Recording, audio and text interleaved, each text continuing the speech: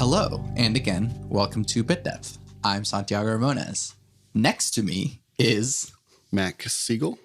Thank you for doing this with me and letting me be self-indulgent for my stuff. Although you're usually here for the self-indulgent stuff. Yeah, it's kind of become my role. And I am honored and flattered. Well, thank you. So today we're talking about Ghostly, which is track 5 of the album. So I guess your first impressions and then whatever questions you got. I really like it. I think that there's without just doing like a synopsis of the song, it's just a really fun like development of a couple of harmonic ideas and then textures and vibe. And it's just dripping with vibe. There's a lot of vibe and I really like it. I'm down with that. I didn't know I was giving a review. I would have thought harder about it. That's okay. I just came with questions. Well, then, yeah, just start with questions. I'm made of questions. Well, the first thing I wanted to ask is just kind of sort of the stereotypical first thing you ask a songwriter about a song is like, what was the general, like, how did you arrive at the thing that is Ghostly? Like, did you start with the idea? Was it noodling that turned into a thing, or was there like a goal in mind? So this entire album is the very first things I ever made with a computer. And so the album's in chronological order. And so this one is whenever I like got past those 4 other tracks and was messing with stuff. So at the time, I started this album in like 2013 and it was kind of done in 2015. And so at the time I was majoring in vocal music ed at UCO, and I had piano classes and music theory and vocal lessons and all that stuff. And so every morning I would go into a practice room before class, which would be at like 7 a.m. or something. And so I would be happy to get there at 7 a.m. so that I could take my hour or so to practice before class. And instead of maybe practicing the vocal stuff that I should have been, I did practice those as well. But other times I would also just like noodle. Sure. Your secret's safe with me. Yes. It's not like anything is holding me accountable for school anymore anyways. Yeah. But yeah, and so one thing that I was kind of playing with at the time, and since all of classical music structure is so regimented and stuff, I was like, I like chromaticism. And so right from the get-go, here's a diminished chord. And I just liked how that felt on my hand. And I liked how it sounded kind of odd and creepy and stuff. And so I was enjoying, since I wasn't a very good piano player, I'm still not a very good piano player, it's a lot easier to just move chromatically and you can see it and you can feel it. And so this idea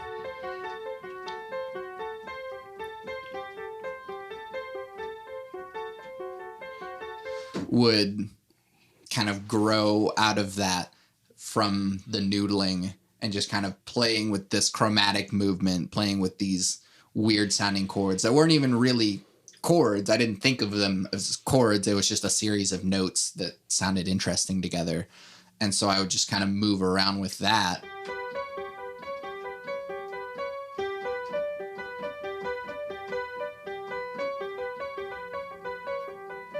And then it would kind of move back around and kind of play with that chromaticism and not really have to be worried about being in a key, but just making sounds. And that was really the foundation of, hey, let me just express creatively rather than be focused on trying to make something on purpose. I was going to ask, I told you earlier I came with like 3 questions because I knew we were going to branch off and go on lots of different things. Yeah. And this was not one of those, but I was going to ask about kind of the harmonic structure of it, because it's not, if you were to like pick it apart, it's not simple, but it never gets bigger than 3-note chords. I was kind of wondering where, like how that fits with some of what you're doing now and some of the more complex, ambitious things. And it's like, where does this song fit in that development? I think it's like, since it was just an experimentation of not worried about harmony or a key or whatever it might be. This experimentation with just doing anything is kind of what allowed me to kind of shrug off the regimented feel that came from studying classical music and studying music theory. And so everything kind of comes back around. And so people always say, like, you have to learn the rules before you can break them. And so as I was learning the rules, I was trying to break them. And then now that I know all the rules, I know why this sounds interesting to me. Turns out there are rules for how you were breaking the rules. Yeah, exactly. And so I think that this still holds over to me by kind of allowing myself that sort of harmonic freedom or melodic freedom and not having to be stuck in a key, because whenever you work with key signatures for so long, that just kind of becomes the crutch. And so it's nice to kind of look back on this one and be able to go, I don't have to. And so I can just play whatever I want. Another one that I played with at the time was another chromatic thing.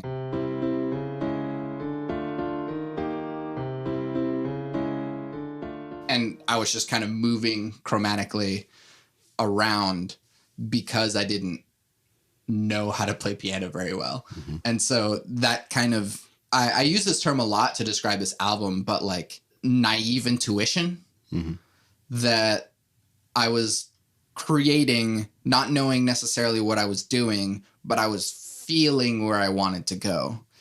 And it's tough whenever you keep doing music and you kind of lose that naivete because you know too much now. And so like everything kind of informs what you're doing. And so with this, I'm able to kind of tap into that and know that I'm capable of doing that sort of stuff and allow myself that sort of freedom. And so, yeah, harmonically, it's like, here's a diminished chord, here's like a suspended chord, here's a major chord with a flat 5, here's a major chord. And I can pick that apart and analyze why that makes sense. But really, whenever you're just looking at it on your hand, it's just I'm just moving stepwise, and that's what makes sense. And so it's nice to have the balance between here's a very intentional chord structure sort of thing, and this just feels nice on my hand, and I like how it sounds. And so allowing yourself that freedom, even the more that you learn, can allow you to tap into more things. Yeah. Awesome. I really like the idea of like looking back as a more knowledgeable, experienced creator on the things that you did with the limitations that were just like lack of knowledge.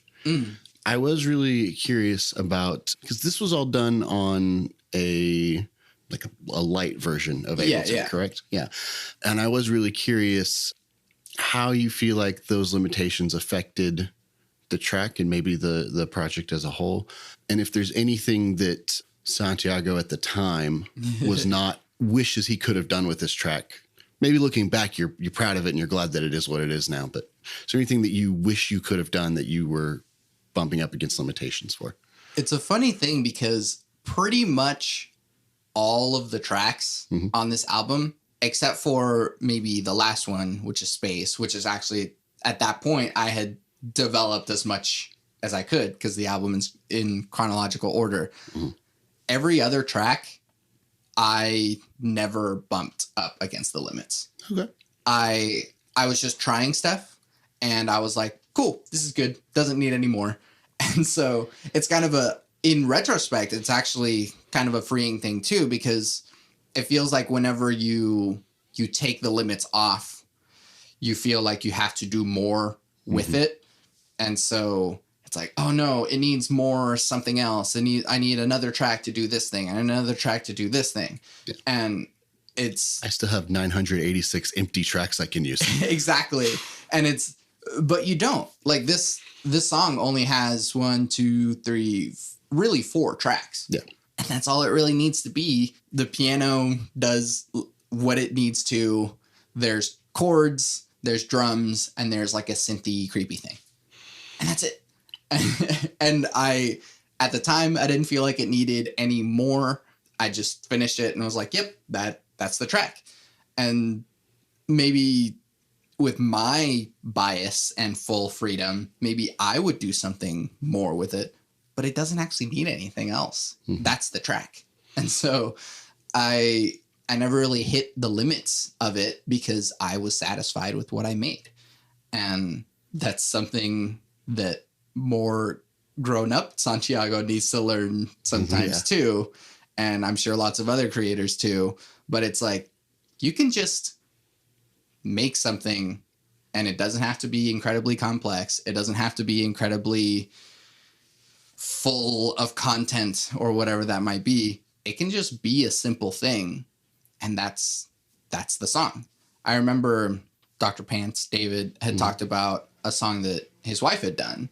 And whenever they were working on this album, it was just like a minute-long song. It was just a little kind of thing and a short little story.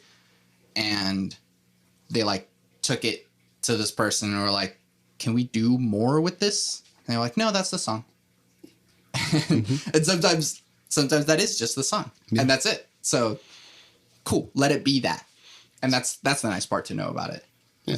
You just barely mentioned what was going to be my third question and a maybe question where we get into some just like nerdy personal curiosities. And about the drums, I had thought of a lot of ways of like wording this that would have been totally unnecessary. So I'm just going to say drums, ? Yes. How do they get in there? What are they? What am I hearing? Because I've heard you say before that you're not really, you don't consider the rhythmic percussive part your like specialty. Right. Necessarily. And that the percussion in here is really good, like really good. And I'm just wondering what was that? What is it? Yeah. So I feel like I always say this, but I feel like I should have been a drummer. Mm-hmm. I wanted to do percussion in middle school when they were like, oh, pick your instrument or whatever. But like everyone wanted to do percussion. And so not everyone got to do percussion. And so then I was like, all right, I guess I'll do trumpet. And then I tried playing the trumpet and it didn't work. And so then I went to trombone. And I feel like I've always been like scorned that I never got to play drums. But in a weird way, what I lack in my ability to physically play drums, I feel like I've always had like a sense of what I want the rhythm to do. Mm-hmm. Something that I've noticed about this track, I didn't have this notion yet, but I do this now. Anytime I'm programming drums, I always want to make sure that it is physically possible. Mm-hmm. I didn't have that principle yet. And so some of this stuff, I was just like, input sounds, play drums. Mm-hmm. And so a lot of it is like super simple short loops. So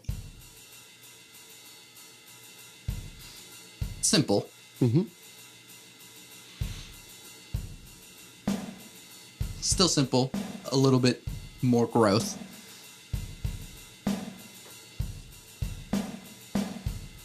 Movement.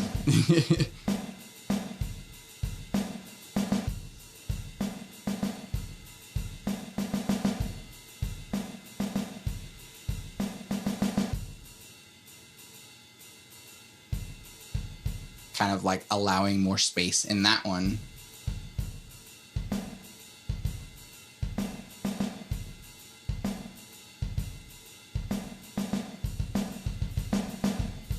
This is a lot of kick.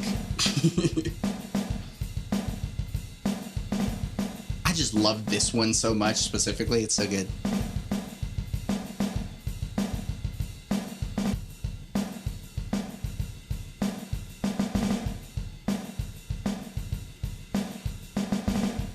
And then something else that I do in this one is I put a delay on it.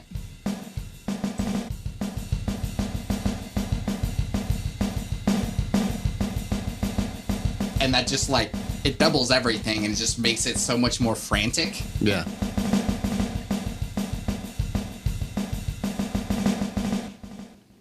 I love that. Yeah. So That's good.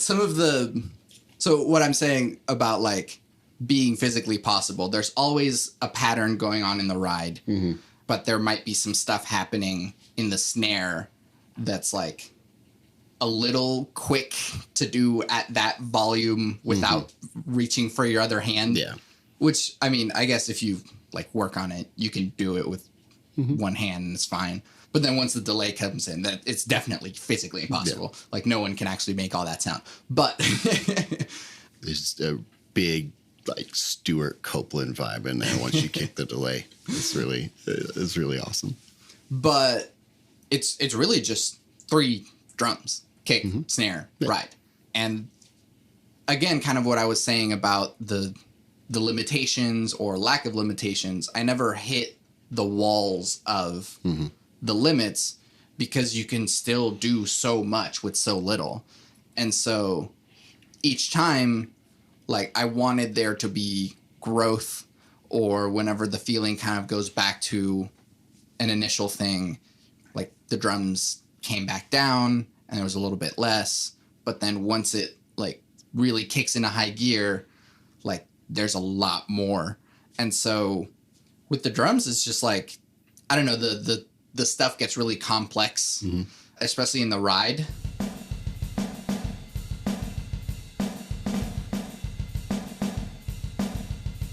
So, I mean, it's like, it's kind of like a double thing in there, but that rhythmic complexity and how it kind of leans into the beat, I think is what I was going for. Yeah. And again, intuitive naivete, I was just kind of feeling out what felt right for the moment. And so in a weird way, it's like, I wish I was a drummer. And so this was sort of my opportunity. This is actually the first track on the album that has drums. And so, I don't know. I think it was the first time that I was messing with drums and like allowed myself to do the stuff that I always wish I could play. Yeah. And maybe now I can try to learn to play if I had a drum set, but yeah. That idea of making, or even just giving credence to the idea of trying to make it something that would be playable, really, that's something it took me a long time to even figure that out. And in this track, when you solo it, it's obviously like programmed drums, but you could almost be convinced when it's all in the mix that it's not in a few parts. And it's not the dynamic, and it's not this like rhythmic looseness because it's loops, but it's just, I think it's just the realism of thinking, what are the hands doing, and putting everything there. So I really enjoyed that in particular. Creepy synth, ? Creepy synth. Yes. So that is. But I noticed it about halfway through the song on like my third listen. Sure. And yeah. So I don't claim to be using any unique, interesting sounds that I build from scratch. This was me messing around in Ableton. This was an Ableton preset. Okay. Like, there's nothing. And I feel like maybe, again, now with my producer knowledge and all this stuff, it's like, oh, maybe I could have done something else, or maybe you should build your sounds from scratch, because if you're using presets, then someone else could do that sound. I don't care. I didn't care. Yeah. And so this is, if you have Ableton Live Lite or however full of a version, this is Seashore Pad. It's one of the pads that is built in Ableton.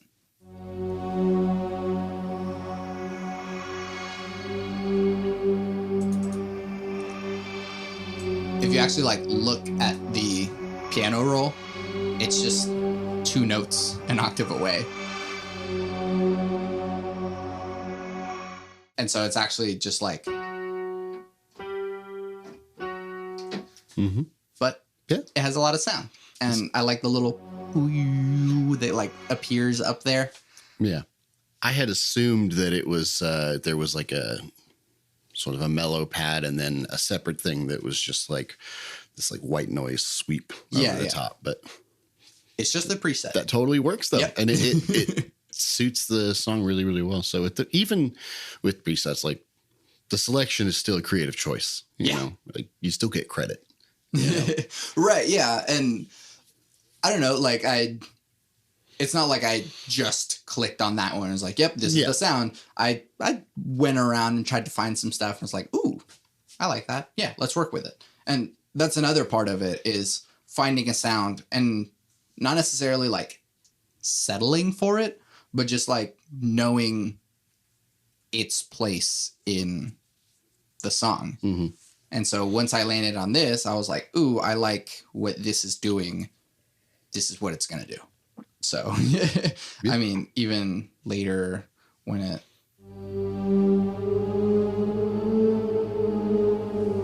gets a bit denser. Yeah. But again, it's still not doing very much. It's just octaves on that bottom note from the piano part. Yeah.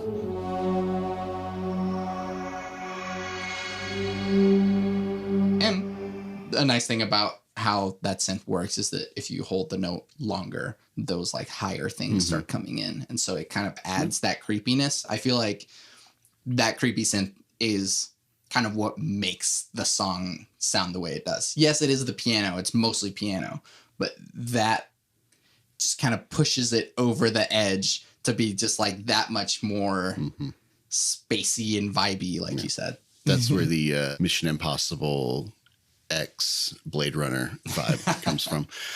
There are elements of it that do kind of belie the fact that you're exploring new tools, you know?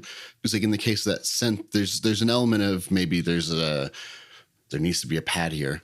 Oh, that one seems cool. But there may also be an element of you find the pad and now it's like you have this new instrument and then you're responding to it and it's affecting the things that you're writing, not just the other way around. It's not like laying it out on a score and then finding sounds for everything. So art really imitates life, imitates art. Yeah. And on and on and on and on and on and on and on. Yeah. I guess one thing I hadn't talked about yet is just the chords, because there is the melody that is doing that thing, but there is also just like chords in it, which is just like it's the three notes but played as chords. Yeah. And so maybe later I'll add rhythms to it so that instead of being maybe just for the whole bar, they're playing on the downbeats. Yeah. And grows a little bit. But then this little emphasizes that part of the beat.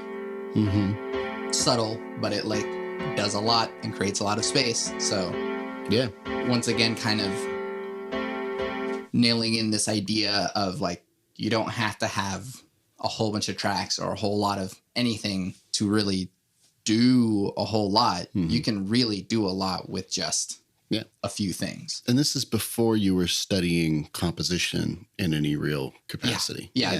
I was studying vocal music education. So I don't know. Well, I guess at some point I changed majors to music production, but this was before, at least this track was before I did music production. There's a lot of like really smart kind of instinctive composition things in it that you've talked about plenty. So it's good. Yeah. I like it. Thank you. This is fun. Thanks. Mac, thank you for doing this with me. Where can we find you and your things? I play with Dr. Pants. I play with a band called Kill Carmine. I'm at Not That Mac on most of the things. And then the D&D title cards thing. Yes, that's my new thing. It's just fun. That's been my COVID obsession. I play like 4 games of D&D a week right now. It's gonna become a problem if it hasn't already. But anyway, yeah, D&D title cards is the other one. Oh, but, yeah. And those are really fun and cool. They're fun. So yeah. I don't know if you want to like plug like, oh, hey, I do like mixing or whatever. Oh, I mean, yeah, I do mixing. I am not as versed and educated on the electronic production side of things, but if you want your guitars to sound real good, I can help you. Yeah. So yeah, if anybody ever hit me up at Not That Mac Siegel, find me. I'm in all the places. Yeah. Dang it. Sorry to make a point after the plugs have happened, but a composition thought is that composition is separate from playing an instrument. But whenever you learn to play an instrument, you're learning to do as much as you can with that instrument. Whenever you zoom out to the level of composition, you are using instruments themselves as like color palettes or ingredients for cooking, if you will. And so, but at the same time, when you know what an instrument can do, if you get really good at guitar, you know all of the variety of sounds that you can make just with the guitar. And so maybe you don't need like a whole orchestra of instruments if you can make a lot of cool sounds just with the guitar or just with the piano. Yeah. I know how to make a lot of cool sounds with the guitar. Right, exactly. But yeah, going back to that sort of point is that like you don't need a whole lot of stuff if you just have a thing. Thing that you know what to do with. Yeah. I think everything that got mentioned in terms of the composition with this is pretty much just applies to any music. And there will always be a thing of the instrument that you're learning on or playing on will, like the fact that I learned music on guitar will forever affect the way that I write music, no matter what I'm writing for. Yeah. Like I don't like cluster voicings. I think they sound bad because they're not easy to do on guitar. I like these big, widespread voicings with lots of space and yada, yada, yada. But yeah, exactly. All kinds of cool stuff. All right. Yeah. And now here's Ghostly in its entirety. Oh, fun.